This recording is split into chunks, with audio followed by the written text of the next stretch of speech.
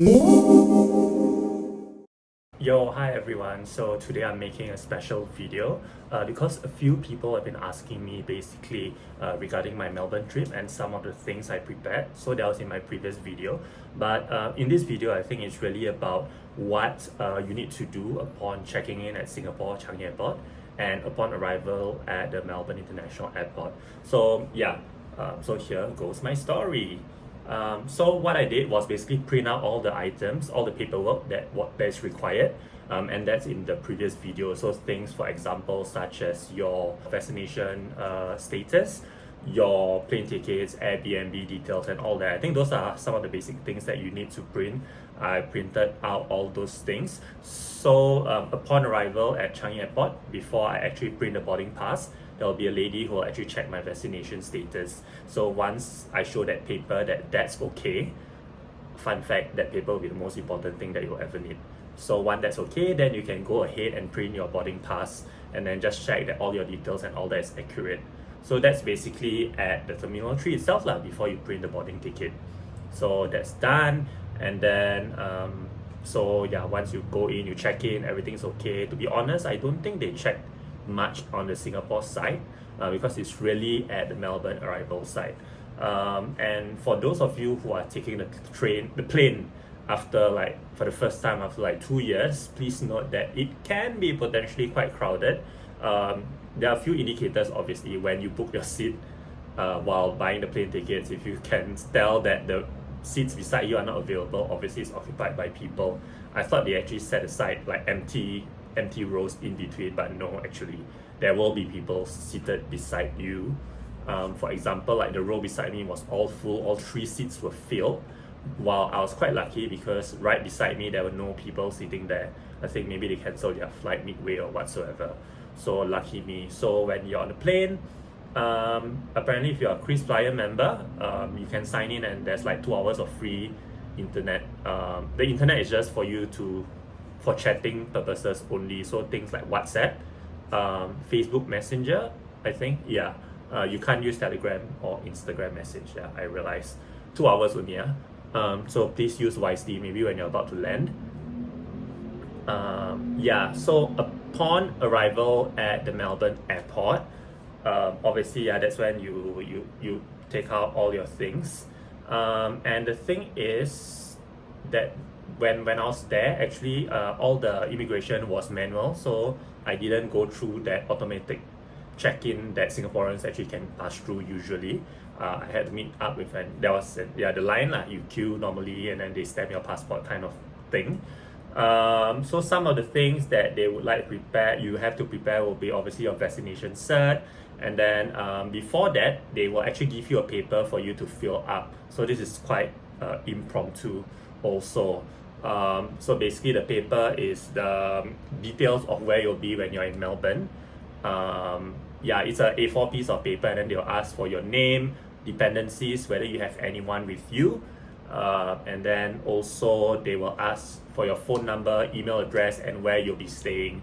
So yeah, that's that A4 piece of paper. And I also forgot, actually, on the plane itself there's also that yellow piece of paper where they'll ask you to fill up all your immigration details. I think that one, if you travel to other countries, you usually have to fill up that form. So it's that piece of A4 paper that they gave, which is basically all your details, and then that yellow piece of paper, which is what immigration requires. So yeah, I just had to show them that and all that, and then they take off my mask thing. Yeah, and then they verified that. Yeah, so those two papers will still be with me until I collect my luggage. So to be honest, right, I think it was quite smooth sailing in that sense. Because yeah, they were just verifying some of these details, and then that's when you move on to the next stage. So after collection of luggage, then there's this other lane. You will have to declare whether you have anything that you're bringing that needs to be declared. So there's nothing for me to declare, and then they bring me to this other place to queue. So for that place, basically they will just confirm again that A4 piece of paper that you had, your address, your number, and all that. So the thing for me was that because I wanted to get a SIM card, so I didn't have Australian number yet, so I just put my physical phone number, my Singaporean phone number. So yeah, because I really don't know what my SIM card number would be, right? So I just submit them and told them that. And I'm like, okay, sure, thank you. So they collected a piece of paper, and then I think before I was about to go out, I had to give that yellow piece of paper. So I can't remember which came first. Yeah, but either way, those we'll have to submit that yellow paper and that A4 paper to two different people. And then with that, I am free. I have arrived officially at the arrival area of Melbourne Airport, where there's the members of the public and all that, right, waiting to collect or fetch their family members. Yeah, so that's that. Based on whatever write-ups that I've read online, officially of course, from SIA, the Victorian website and all that, I am not supposed to take public transport, so no sky bus for me. So the first thing I did was, one, to get a SIM card. I got a Vodafone SIM card there. I think it was $19 for 60 gigabyte. Quite worth it, to be honest, although the internet is quite slow. So I bought a SIM card, and then I downloaded one app. This app is called TT app, which is basically like Uber lah. I've used TT before. It's significantly cheaper than Uber. And basically, yeah, the rules say that you cannot take public transport, but obviously you have to take private transport lah. So I took a TT. So that's the part where like, okay, yeah. Because I'm supposed to go into 72 hours of self-isolation, which is basically just 3 days, right? But they do allow us to take private transport. So, okay, I'm just following the rules. I took that, yeah, okay, settle. So, and then I reached my Airbnb around 12:30. So that's another thing that propped up, because my Airbnb obviously was ready at 3 p.m. only, but I've already emailed the person, I've already messaged and contacted the person that I'll be there earlier. So thankfully, they actually had the key from the previous person who checked out at 10 a.m. I think. It was already in a locker outside the Airbnb, so that's great. That means by around like, when I arrived, I just had to wait a few minutes before the Airbnb owner confirmed with the previous tenant that the key was there. So basically, there's no contact at all. I just collected the key from the locker, whatever, and then yeah, I checked in to my place lah. Just that the cleaner wasn't in yet to clean up the place from the previous tenant. But either way, yeah, I just dropped my items, and because I'm very, very kiasu and I just want to get it done and over with, I just left all my items, and then I think the cleaner came after I left, because I left to take my PCR test, because within 24 hours you're supposed to take a PCR test. So that's the first PCR test upon arrival into Melbourne. The rules state that you can leave your house, you can leave your self-isolation area for a few reasons, one of which is to take that 24-hour PCR test, and secondly, if in case of medical emergencies. So yeah, just based on that, I actually got out of my apartment and I went to University of Melbourne, the Teen Alley. That was one of the sites for me to take the PCR test. So I went there because I thought it would be less queue, because it's slightly further away than the CBD areas. So I can't remember what's the website, but I'll just put the link down later. Yeah, please check that website out, and you just put in your postal code and they'll recommend you the nearest available space that you can do. So some examples I think include 4 sites at Burke Street. So that's the one that my friend went. The results were quite fast. And a few others. So basically just mask up. But I really went Unimel because I expect the whole path to be quite empty lah. Because there are no students, right? So I had no contact with anyone at all in that sense. So that's good. And that's safe as well. But obviously, I've had another friend who actually went through a drive-through. That one is, so basically the drive-through I think will be quite easier. Basically, I don't know whether you have to get out the car or not. So you just go there and then they'll just swab. So the swab is very interesting because it's your throat and your nose. So that's the very first time, because in Singapore, I think the PCR test mostly is just the nose only. So yeah, they actually use the same thing for both my throat and my nose. I was a bit shocked, but yeah, so that's the way it is. Don't be shocked if somebody puts something in your mouth. Yeah, they'll ask for permission. Anyway, yeah, so I went to University of Melbourne, Teen Alley. So the provider there was Co-Health. So once you're there, you just need to tell them why are you taking your PCR test. Please be reminded that this PCR test is free, okay? Like whatever that needs to be done within your day 1 PCR or your day 5 to day 7 PCR, that one is free. You just go to any of those providers. Yeah, it should be free, and they'll ask you why do you need to take your test. Then you just say, oh, I just arrived, or I've been overseas for the past 10 days, that kind of thing. Then they'll understand. One thing, yeah, so the thing is, there's also this form for some of the health providers. There are a few different forms that you need to fill up. For the one by CoHealth at University of Melbourne Teen Alley, that one there's a general COVID-19 testing form that you can fill up prior. So once you're there, you just tell them this is your URN number. I think it's unique registration number. You just tell them that, then like, okay, your details are all inside already. So you don't have to waste time on admin and all that. For Foresight, which is another health provider, and another one also, I can't remember what, I think they have their own registration method which you have to do online. So I think even if you're unsure, you can just go there and ask them. They'll ask you to register anyway. So just remember things like your phone number especially. Yeah, so yeah, the queue at Unimel was quite fast because I think I went at a good day. I arrived on Thursday, day 1. The queue was very fast, less than 30 minutes, and I got it done.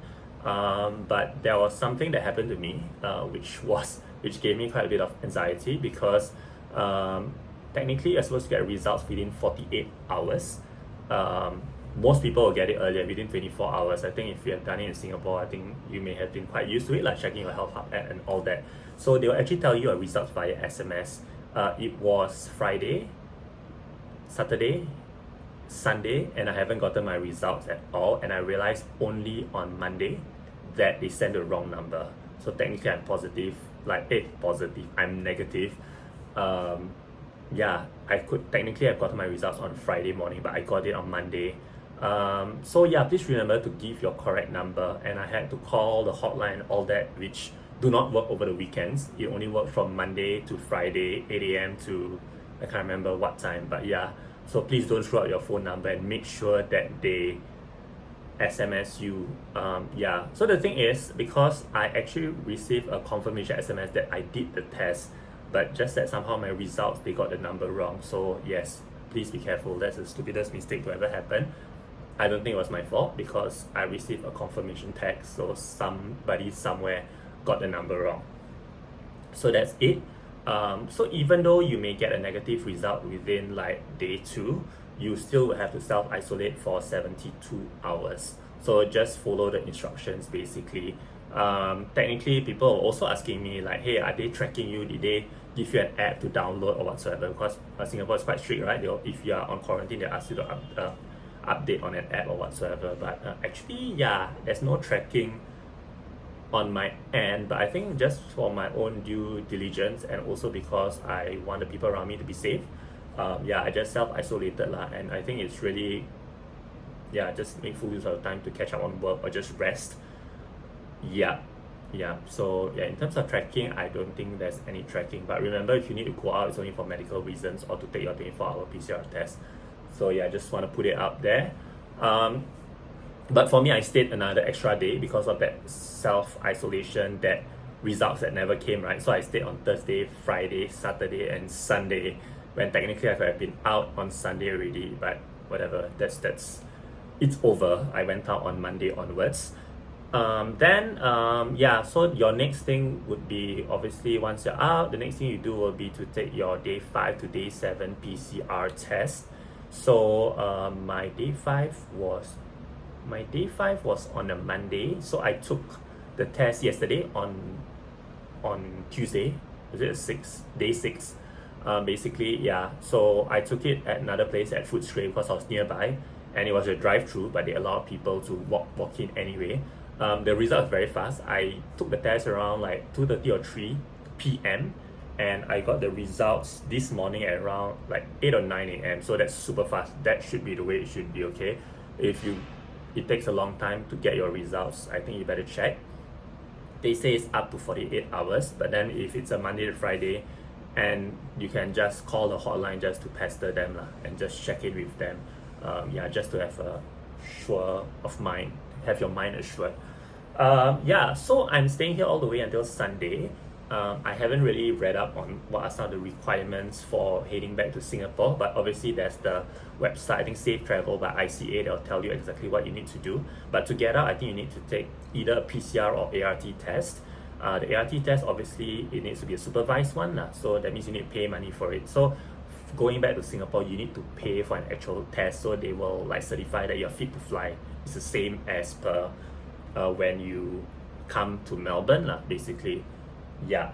So other than that, yeah, those are the things that I went through in terms of admin, because I understand that amongst all my friends, I'm actually the one of the first few to actually travel when that 3-day self-isolation took place. I had a friend who traveled before when there was no isolation. I think he traveled during the first flight on Scoot to Melbourne. So yeah,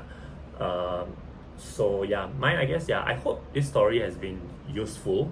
Obviously there will be more updates along the way regarding to getting out of Melbourne back to Singapore, and also all the 7 days of ART that comes afterwards.